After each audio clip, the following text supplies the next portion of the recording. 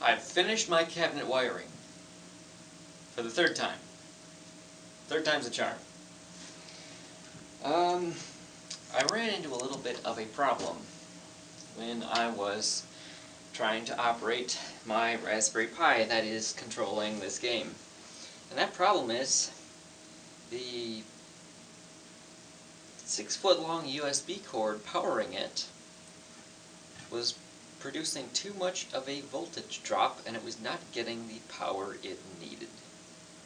That and the fact that I don't think the glorified phone charger I was using to power with it was very high quality anyway. So I went and purchased this brand new power supply, which weighs about 4 times as much. In fact, not only does it offer a 5-volt output, perfect for powering the Pi, it also provides 12 volts, which means I was able to eliminate another wall brick.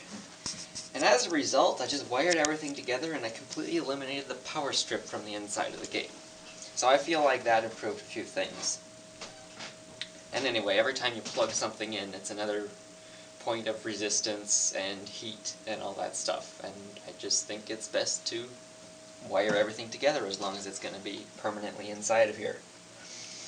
So now my Raspberry Pi is just mounted directly to the side of the cabinet.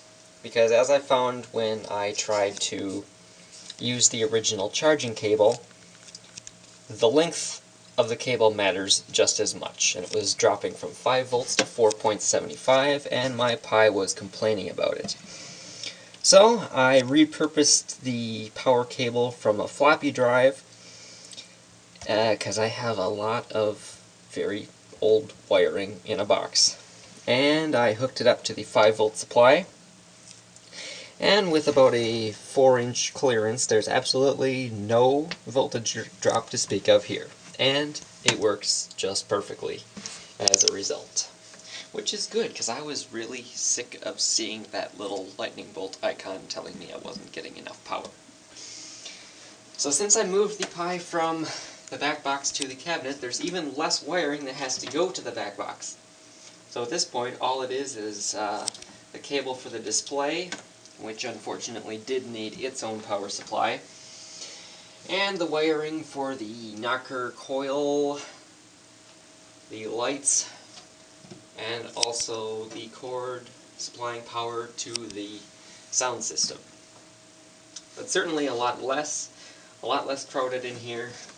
I made sure everything was nicely tied down inside, and the cabinet, the back box will fold down perfectly well without pulling on any wires, even when the playfield is in place, which is exactly what I was hoping for. And since I've never demonstrated that on video, I'm going to do it right now. There are 2 bolts, one on each side, making sure that the back box is firmly held down.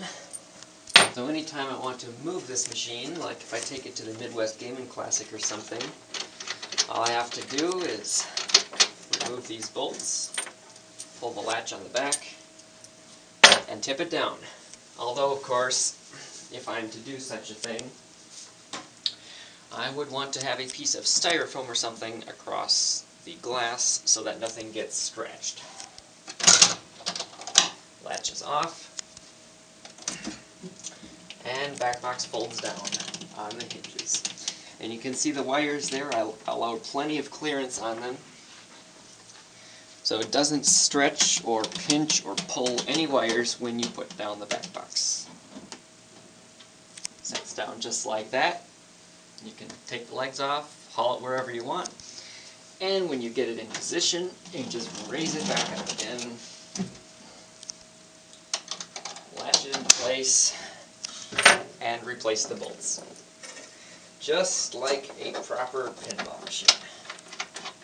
I was able to eliminate one of my USB cord extenders as well, because with the main controller much closer to the coin door, there's a lot less distance to cover. So my little USB port extender here, rather splitter, only had to be attached to one other cord. I don't know if that matters in any way. but it's nice. And I was able to put it, instead of halfway down the cabinet, I can put it right by the coin door and reach it right from the front door without having to take anything apart.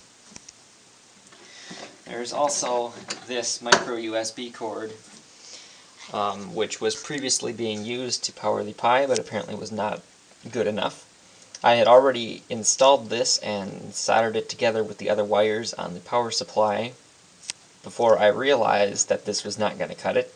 So rather than remove the wire, I just tied it up with all the other cables and put it toward the front, so if you're working on the game and have to charge your phone or something, there you go.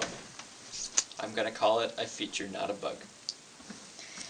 So that's what I've done today.